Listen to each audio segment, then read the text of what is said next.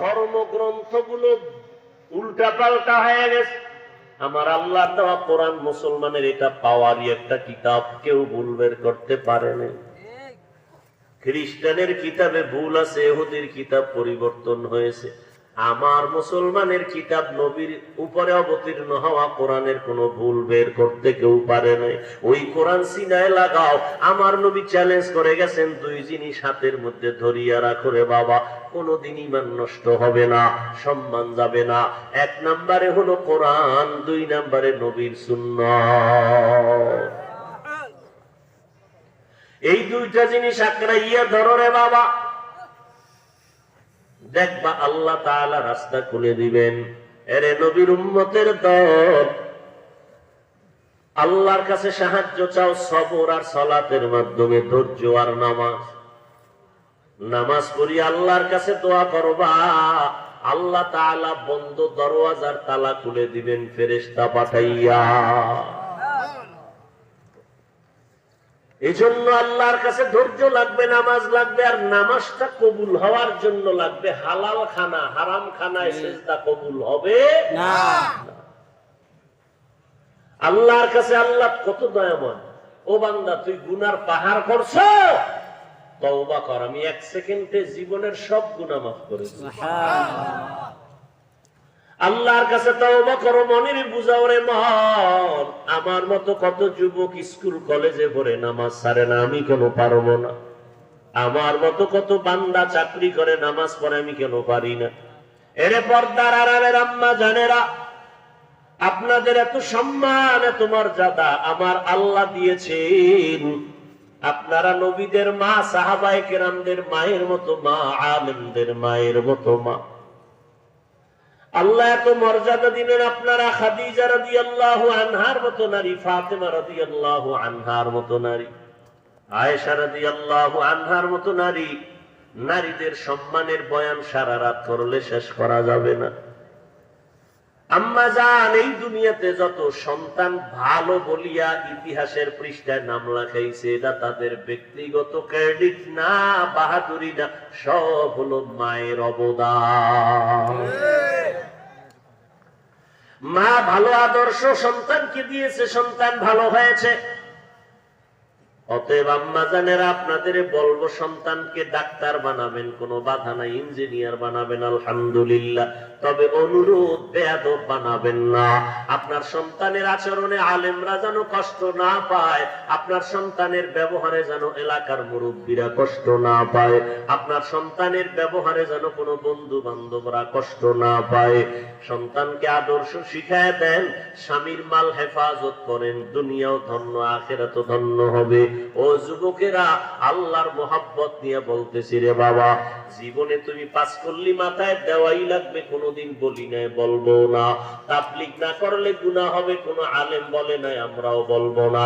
দুনিয়াতে কওমি মাদ্রাসায় না পড়লে তুমি জাহান্নামে যাবে, এই কথা বলার কোনো অধিকার কারো নাই রে বাবা। তুমি যেখানেই আছো থাকো, 5 বেলার নামাজ পড়ো, ওলামায়ে কেরামের পরামর্শ নিয়ে চলো, নবীর তরিকা মানিয়া চলো, আল্লাহর নবীর মোহাব্বত নিয়া 5 বেলার নামাজ পড়ো, মা বাবার দোয়া নাও। মা বাবার দোয়া ছাড়া তুমি বাবা সামনে আগাইতে পারবা না। এই জমিনে যত বড় ব্যক্তি দাবি করুক না কেন, মায়ের দোয়া। ইমাম বুখারী নাম শুনছেন না? ইমাম বুখারী রাহমাতুল্লাহ আলাইহি কত বড় একজন বড় দামি মানুষ। অন্ধ হয়ে গেছিলেন এক বয়সের সময়, ছোট থাকতে আম্মা জানের দোয়ায় তার চোখ ভালো হয়ে গেছে। এরে আল্লাহর বান্দারা, ওই মা বাবার দোয়া নিয়ে সামনে আগাও, উলামায়ে কেরামের পরামর্শ নিয়ে আমল করো। পাশে মসজিদ আছে, 5 ওয়াক্ত নামাজ পড়ো। মুয়াজ্জিনের বলবা, ও মুয়াজ্জিন সাহেব, আমার একটু কোরআন শরীফটা পড়াইয়া শিখাইয়া দেন, দৈনিক 1 ঘন্টা, এশার নামাজের পরে, না হয় ফজরের পরে, না হয় যোহরের পরে। মাত্র 20 দিন, 1 মাস, বেশি থেকে বেশি 2-3 মাস সময় লাগবে কোরআন শিখতে। কারণ দুনিয়াতে যত ভাষা আছে, আরবি কোরআনের মতো সহজ ভাষার একটাও নাই। কোরআন শিখেন, দেখবেন মজা লাগবে। নামাজ পড়তে তখন মজা পাবেন, আবার যদি একটু তরজমাও করতে পারেন আরো মজা লাগবে।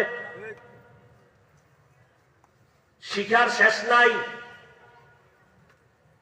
ও আল্লাহর বান্দারা তওবা করেন, আল্লাহর কাছে তৌফিক চান।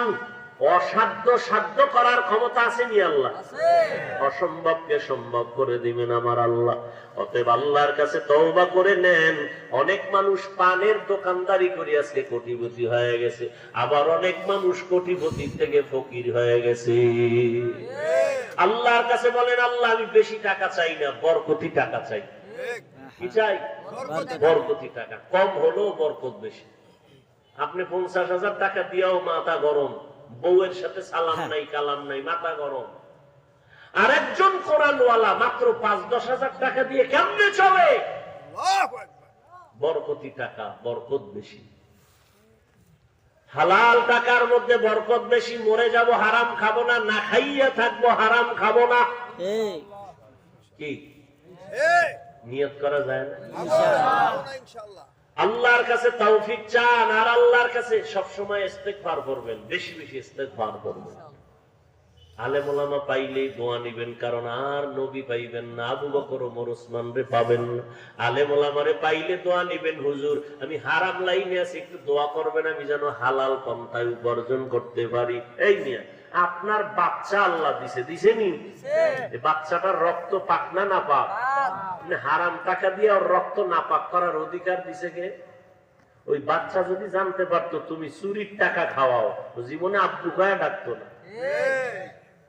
তোমার ম্যাডাম যদি জানতে পারতো যে আমার স্বামী আমাকে হারাম টাকা খাওয়ায়, বলতো এই জীবনে প্রয়োজনে না খাইয়া মরে যাব, স্বামী ছাড়া থাকবো, হারাম খাবো। একটু দিলও কাঁপে না যে আচ্ছা আমি তো কপাল ভরা, যাই না শুই না পায়খানা খাইতেছি, খাই ঠিক আছে, আমার বাচ্চাটারে আমি কিভাবে খাওয়াই? ও তো প্রিয়, ওর আমল নামে একটা গুনাহ নাই।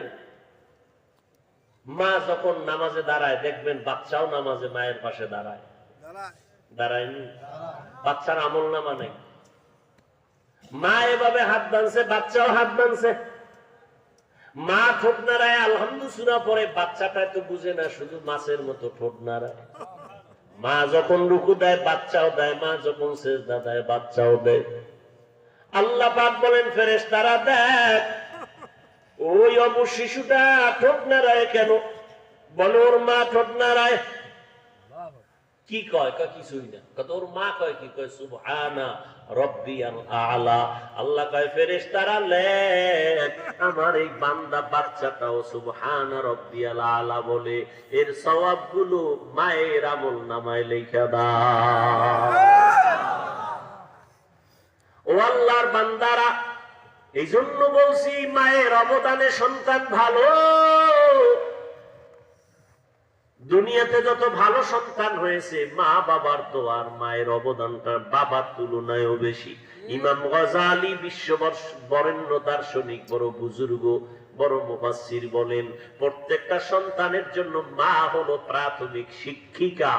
মা সন্তানের যা শিখাবে তাই শিখবে। এখন মা পেনশন পেয়ে গেছে, আমরা আম্মা জানেরা কি পেনশন কেমনে? সন্তানের নিয়ে তালা জ্বালা নাই, মোবাইল একটা দিয়ে দিছে, মাশাআল্লাহ মোবাইল নিয়ে কি খুশি। বাবা এটা আলহামদুলিল্লাহ হুজুর অনেক শুকর, আমি টাটকা বলদ কিচ্ছু বুঝি না, আমার নাতিও শিশু, মোবাইলের সিপা সাবার সব গলির খবর আছে। আল্লাহ একটা মাথাই দিছে। কয়েকদিন পরে আইসে কানতে কানতে, হুজুর একটু তেল ভরা পানি ভরা দেন। কেন? কয় আব্বু ডাকে না, আম্মু ডাকে না। জুতা ভরা দিলেও তো হবে না।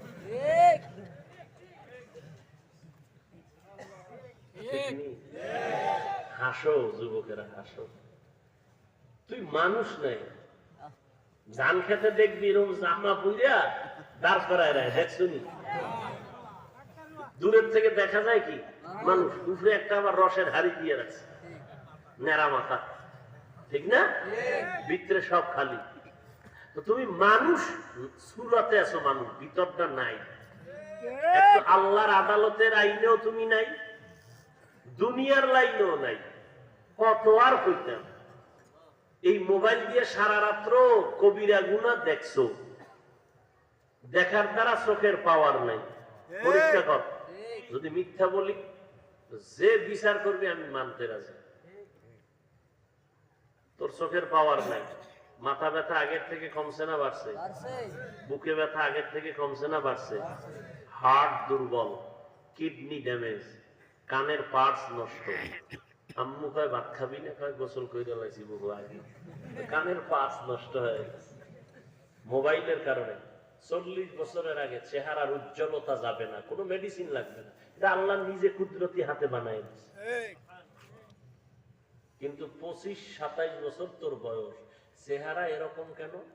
দেখলে কোনো মায়া লাগে না।